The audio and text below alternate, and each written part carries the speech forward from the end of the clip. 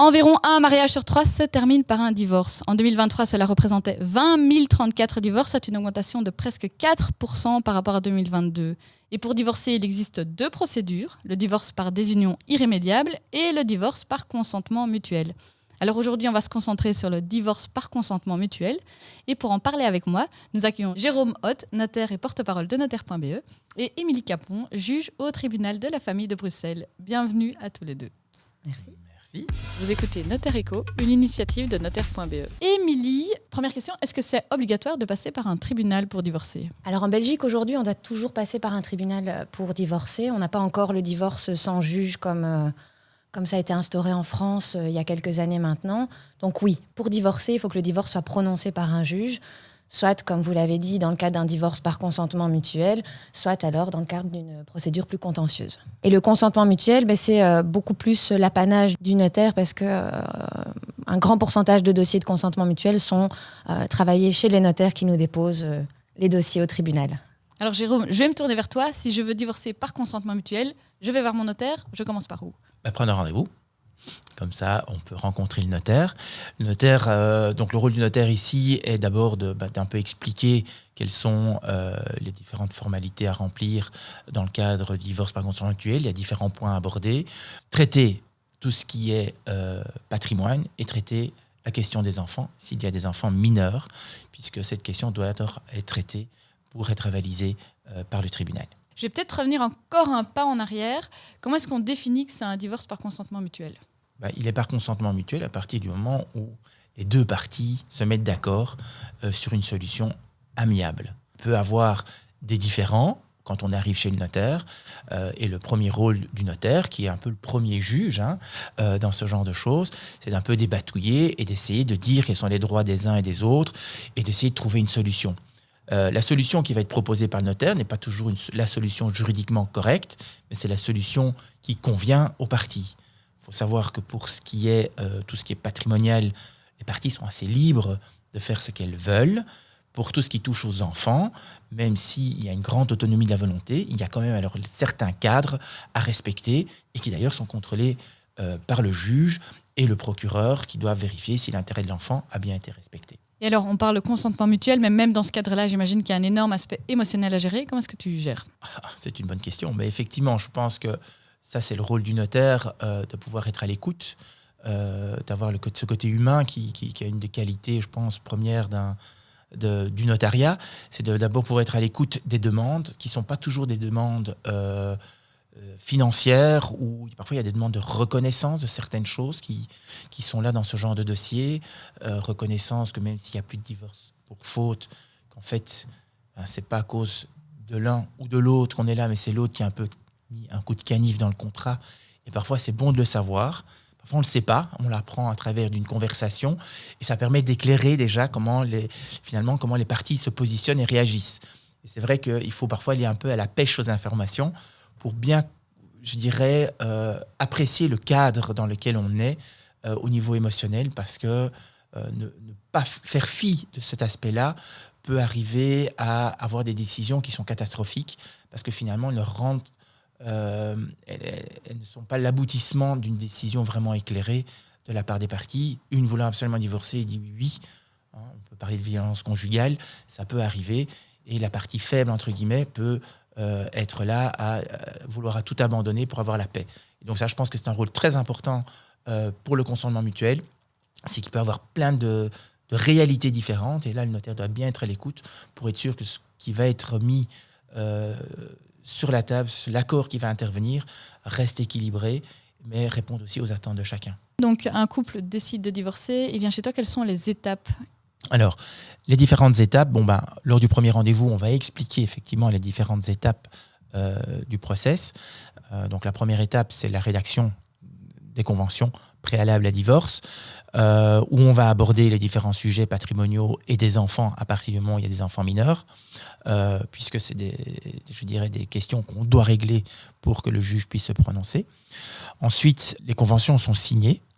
Donc, il faut compter plus ou moins à ce moment-là de 1 à 2 ou 3 mois en fonction de si les parties demandent un nouveau rendez-vous après avoir su un premier jet des conventions. Parfois, il y a peut-être des choses à rediscuter. Je dirais de manière classique, on voit le notaire envoie sur base du rendez-vous le projet de convention. Si tout le monde est déjà d'accord, parce qu'il y a déjà eu du travail en amont, on signe l'acte. Et une fois qu'on signe l'acte, le notaire va déposer la requête auprès du tribunal. Et il faut compter plus ou moins, on va dire, de 1 à 4 mois pour arriver au dépôt de la requête au tribunal si tout se passe bien. C'est clair que si, dans le cadre de la procédure, il y a encore des petites négociations à faire ou renvoyer vers un fiscaliste ou autre, ça prendra le temps de l'avis qu'on va recevoir pour pouvoir l'insérer dans les conventions. Et donc, si on parle de la durée totale du processus, si tout se passe bien, on parle de quoi? 6 mois? Je dirais de 3 à 4 mois chez le notaire. Puis je vais laisser la parole à Émilie, puisqu'il y a une autre réalité auprès des tribunaux. Voilà, après, il faut compter objectivement entre 2 et 4 mois aussi au niveau du tribunal. Alors, je parle pour Bruxelles parce que c'est quand même relativement engorgé chez nous au tribunal de la famille. Et en fait, on doit aussi recueillir l'avis du parquet sur tous les dossiers de divorce par consentement mutuel. Donc, le dossier part au parquet pour avis. Et si au parquet, on n'a pas l'avis de retour au niveau du tribunal, on est coincé, on ne sait pas avancer non plus. Et si tout va bien, qu'on n'a pas de convocation des parties à faire, qu'on n'a pas d'avenant à demander ou de correction à demander, voilà, en 2-3 mois, le jugement peut être prononcé. Ouais, et donc, moi, le message que je donne clairement, que ce soit Bruxelles ou un autre tribunal, je dis voilà, il faut compter plus ou moins 8 mois pour que le divorce soit prononcé, sachant qu'une fois que le divorce est prononcé, il y a encore un délai d'1 mois pour l'appel et un nouveau délai d'1 mois pour la transcription dans le registre de l'état civil, qui rendra à ce moment-là le divorce opposable au tiers. C'est-à-dire que dès le prononcé du divorce, le divorce est effectif entre les parties, mais pour être opposable au tiers, il doit être retranscrit dans le registre d'état civil. Une fois que le notaire a préparé tous les documents, comment ça se passe alors?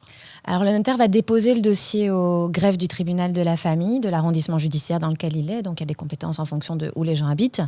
Et à ce moment-là, mais le dossier est traité, nous, au greffe central. Il va être soumis au procureur du roi, donc au niveau du parquet, qui doit rendre un avis dans tous les dossiers de divorce par consentement mutuel.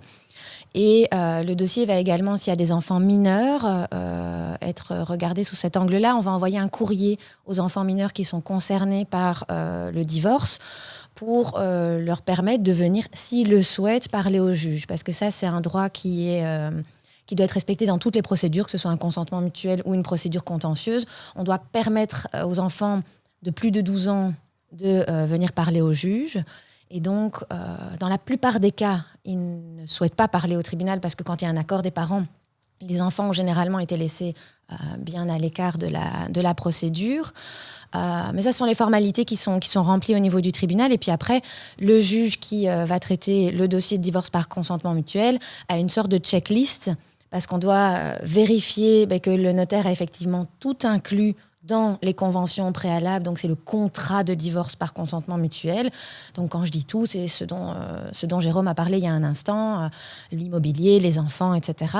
Donc, on vérifie que tout s'y trouve bien parce que le but, c'est d'avoir un package complet. On a parfois des dossiers qui arrivent où il manque quelque chose. Donc là, on doit renvoyer le dossier pour qu'il soit complété. Et voilà, ce sont vraiment les informations légales qu'on vérifie, la contribution alimentaire, les mentions des revenus des parents, comment a été calculée cette contribution alimentaire pour qu'on sache un petit peu comment ça a été fait.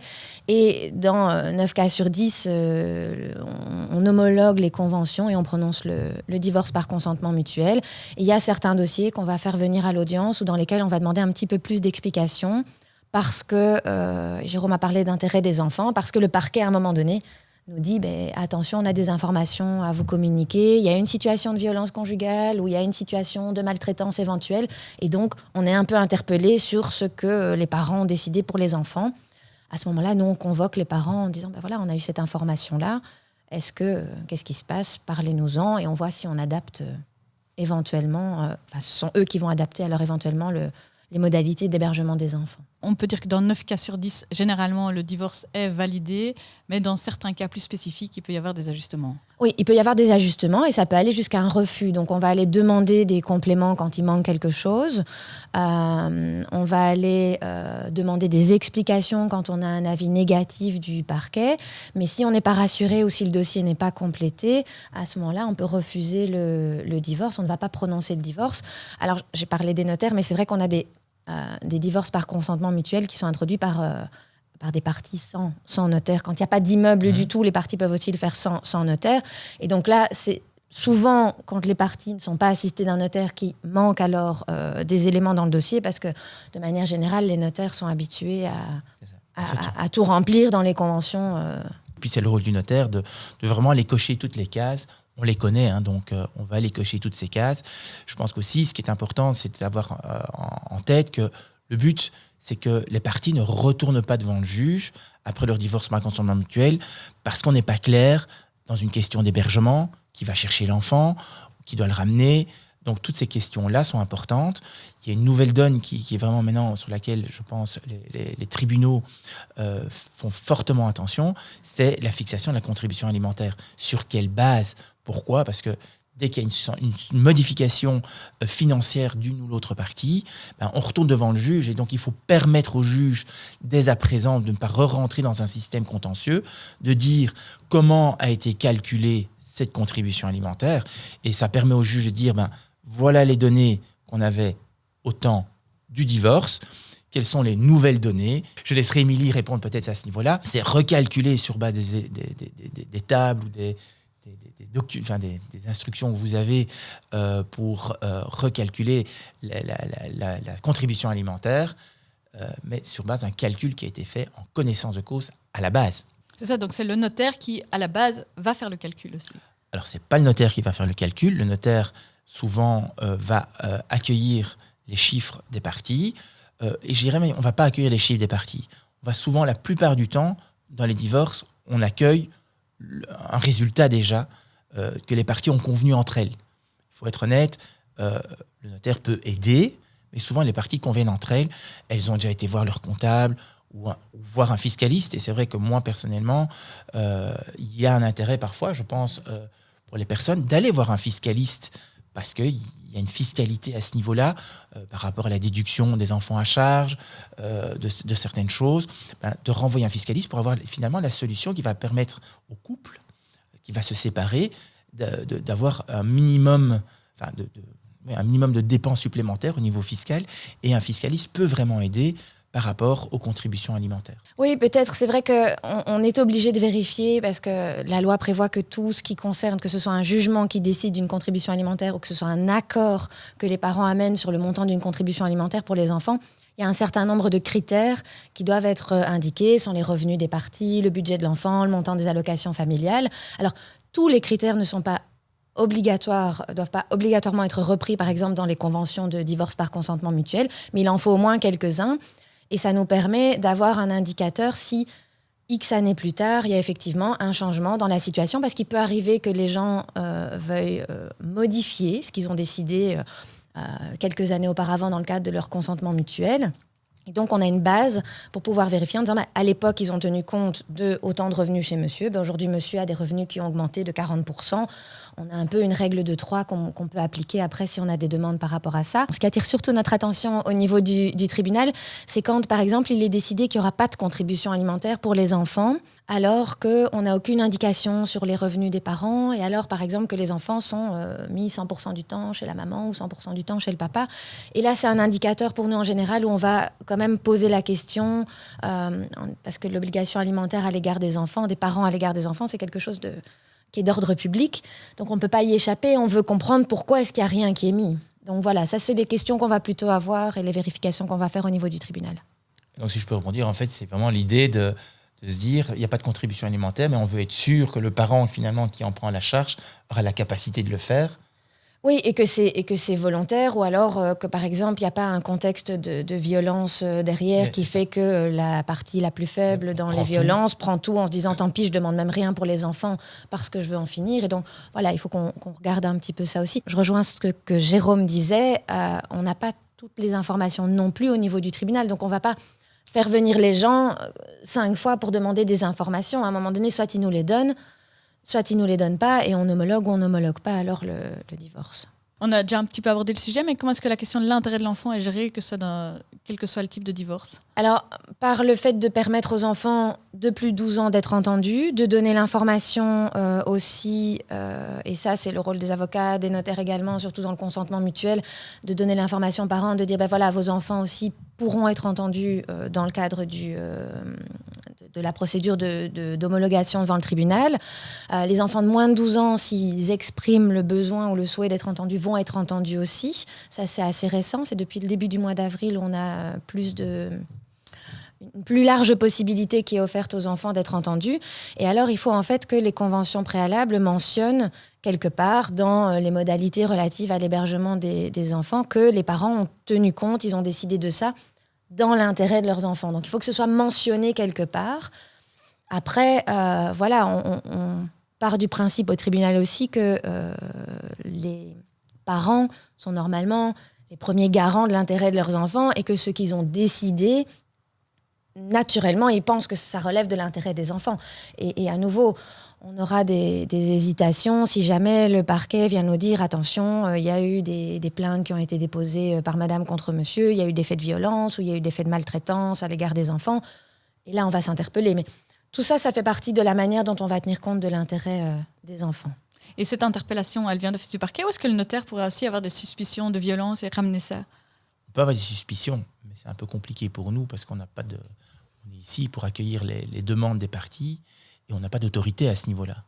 Donc, à part à se rendre compte qu'il y a vraiment un réel problème et devoir, avertir le procureur, en fait, ce que je n'ai jamais dû faire, en tout cas dans ma carrière à moi, mais je ne pense pas qu'on soit vraiment armé déjà pour percevoir, parce que ce n'est pas quelque chose qu'on va aborder directement.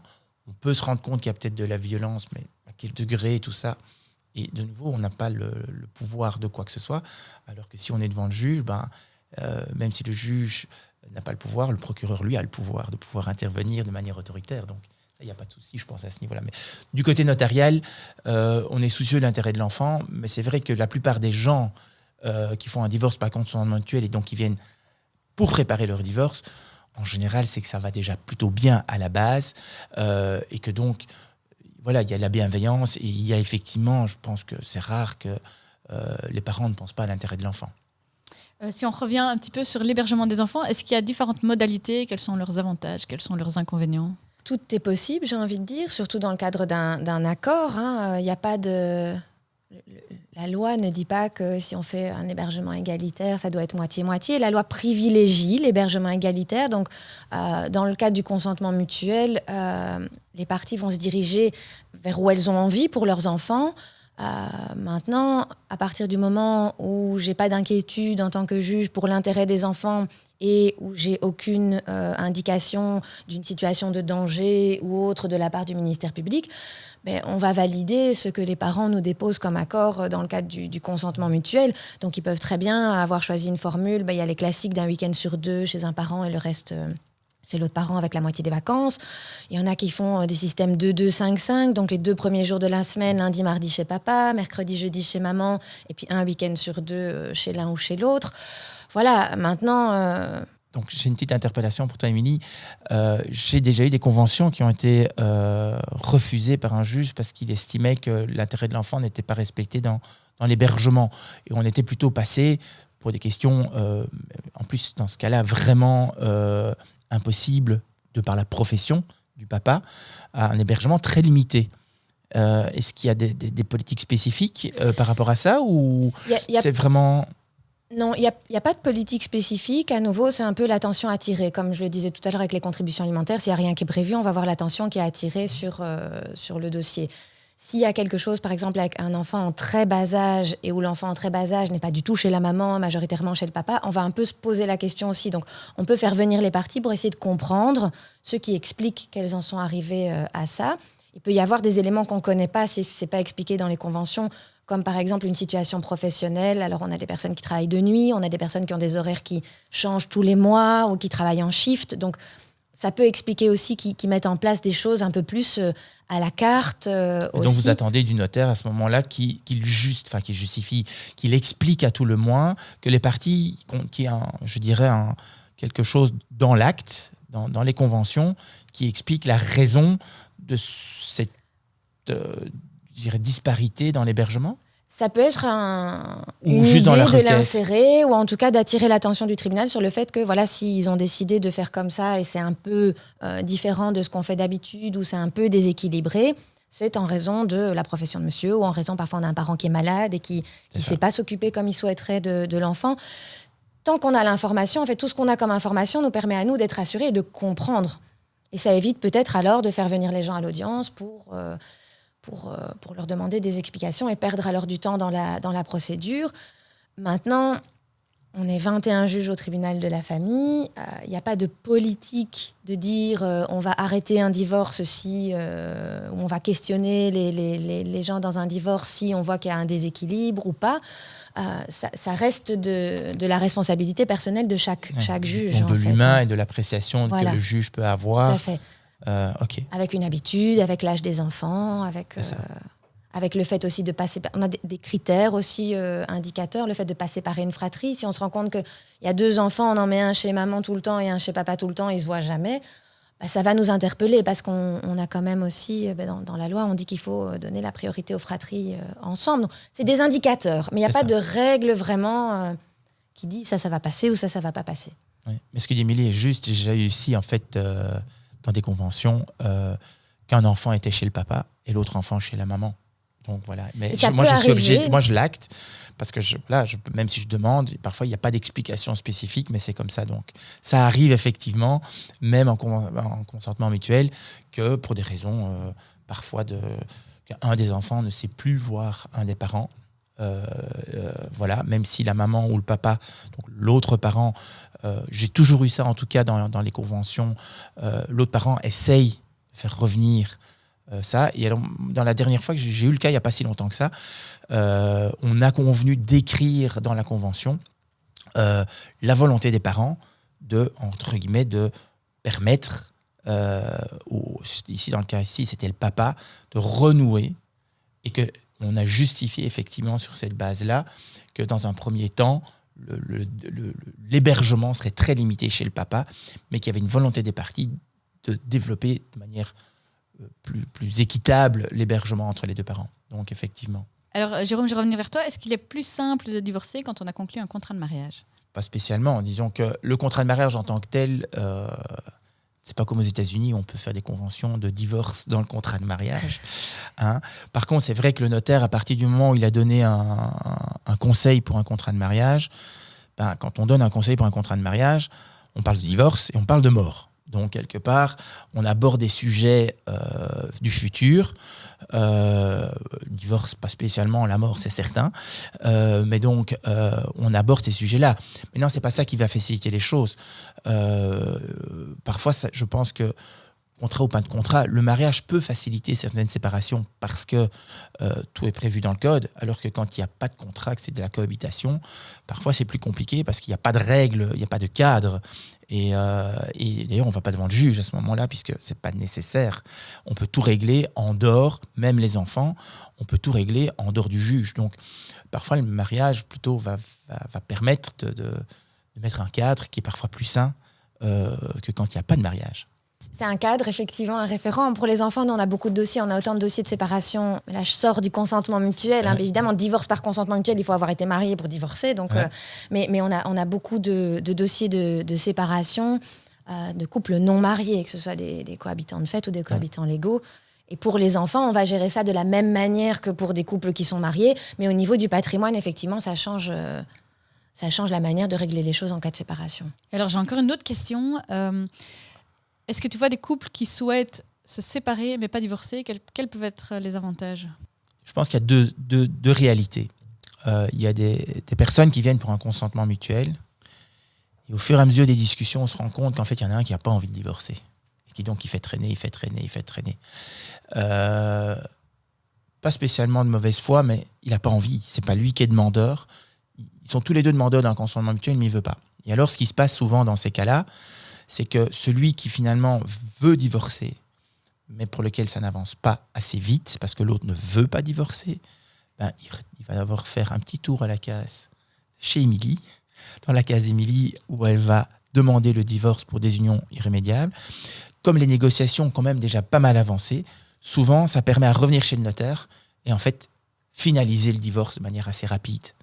Donc parce que tout le process a été fait avant le prononcé du divorce. Ils n'arrivent pas à se mettre d'accord, non pas parce qu'ils ne sont pas d'accord, mais parce qu'un ne veut pas divorcer. Donc ça, c'est le premier aspect. L'autre aspect, effectivement, il y a des gens, pour des raisons X ou Y, l'actualité, Françoise Hardy et Jacques Dutronc, ils n'ont jamais divorcé. Il y avait probablement une volonté. Je pense que par ailleurs, ils ont vécu chacun séparé et que probablement tous les patrimoines étaient bien séparés. Il y a des personnes qui veulent rester mariées. Et donc, quand on est marié, si on est marié sans contrat ou avec contrat de mariage avec une communauté, il y a effectivement quelque chose à faire.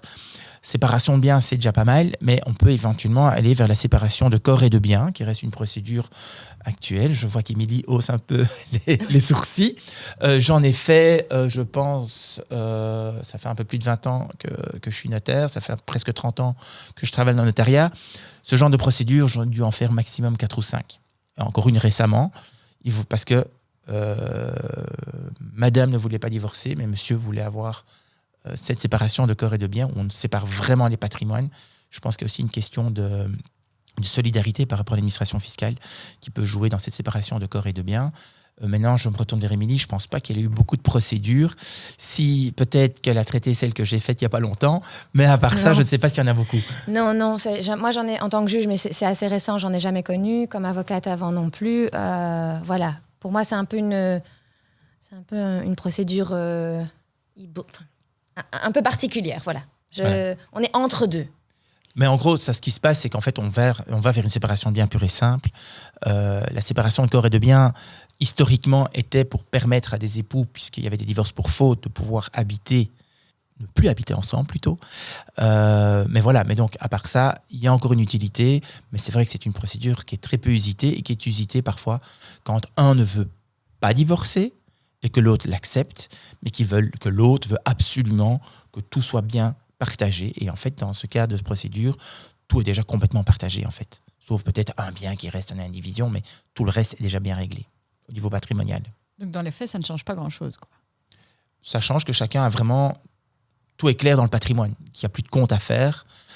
Et on règle dans la séparation de corps et de biens, on règle rien quant aux enfants, on règle que le côté patrimonial. Et combien ça coûte, tout ça ? On est dans un ordre de grandeur d'environ 1 400 €, qui comprend la réunion, la convention, le droit au rôle, la requête et le dépôt de la requête. Donc ça, c'est vraiment le travail du notaire. Il faut faire attention que dans tout ça, si une cession immobilière est prévue dans l'acte, ces frais-là ne couvrent pas la cession immobilière, puisqu'on rentre... Une cession immobilière, c'est une vente, donc on va rentrer dans un autre dans un autre tarif barémisé. Et là, ça sera en fonction du montant. Donc, il faut demander au notaire, puisque là, ça varie vraiment en fonction du montant de l'opération. Est-ce qu'il y a d'autres frais annexes qui peuvent apparaître dans un cas particulier ? Oui, à partir du moment où il y a une cession immobilière, elle est traitée dans les conventions. Mais souvent, il y a un acte qui va suivre le prononcé du divorce, qui va acter, puisque la cession immobilière est faite souvent sur la condition suspensive du prononcé du divorce. C'est impossible de faire autrement quand on est marié en communauté. Je toucherai un tout petit mot après en séparation de biens parce qu'il y a une autre possibilité. Mais si on est marié en communauté, il faut attendre le prononcé du divorce pour pouvoir attribuer le bien à monsieur ou à madame en fonction de la convention. À ce moment-là, il y a une nouvelle mutation immobilière qui nécessite un acte notarié et une transcription au bureau des hypothèques et une taxe de 1% sur la valeur totale de l'immeuble. C'est-à-dire que si on a un immeuble à 400 000 € et que madame le reprend moyennant une soulte, donc un prix à payer déterminé entre parties et convenu entre parties, reprise du crédit et payer le solde à monsieur, madame va payer 1%, non pas sur la part qu'elle va reprendre de monsieur, mais sur la valeur totale. Donc si la valeur totale est de 400 000, elle paiera 1% sur 400 000. Il faut compter grosso modo un petit 2% en plus pour tous les autres frais, transcription hypothécaire, les honoraires du notaire les formalités administratives auprès de différents organismes. En fonction des régions, il faut faire des enquêtes de pollution de sol, etc. Ça a des frais supplémentaires et effectivement, ça rajoute un coût. La plupart du temps, c'est le repreneur, donc celui qui reprend le bien, qui paye ses frais, puisqu'en général, les frais du divorce, c'est moitié-moitié. Ces frais-là sont en principe supportés par la personne qui reprend. Mais de nouveau, on est dans du consentement mutuel. Il est tout à fait possible que la partie qui ne reprend pas dise « mais j'assume quand même ma part dans le divorce et je prendrai la moitié des frais de l'autre qui reprend ». Soit c'est déjà arrivé, j'ai déjà eu des cas où tout était repris par l'une des parties et c'est l'autre qui payait tout. Ça faisait partie de la convention. Donc il y a vraiment, mais oui, il y a des coûts supplémentaires. La prise en charge doit être déterminée dans les cadres des conventions préalables. Est-ce que tu aurais une petite anecdote à nous partager ? J'en ai une toute récente qui est assez cocasse. Monsieur et madame divorcent et donc la procédure se passe relativement bien. Et le lendemain du divorce, le client est venu revoir le notaire, c'était mon associé, et lui a demandé de rédiger un testament pour tout léguer à son ex-femme. Donc voilà, c'est un peu cocasse, on se sépare, mais je te donne quand même tout. Donc voilà, ça peut arriver que la séparation est un élément de vie, mais ça n'empêche pas que les sentiments peuvent rester. Et ici, c'est la plus belle preuve. Et que donc l'émotionnel a vraiment sa place. Jérôme, je vais te donner le mot de la fin avec une question qui va paraître quand même un peu bizarre, mais je la pose quand même. Pour récapituler un petit peu cette histoire, comment est-ce que je réussis un divorce ?